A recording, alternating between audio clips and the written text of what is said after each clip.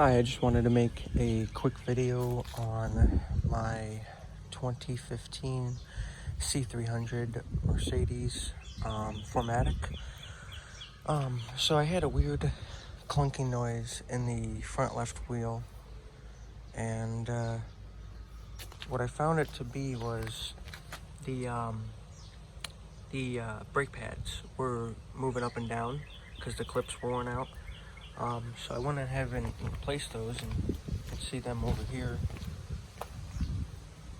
Yeah, kind of in the pile, but I went and replaced them, and it fixed the issue because it was quite loud on this front left wheel over bumps, and then also once in a while when you hit the brakes or it came to a stop quite hard.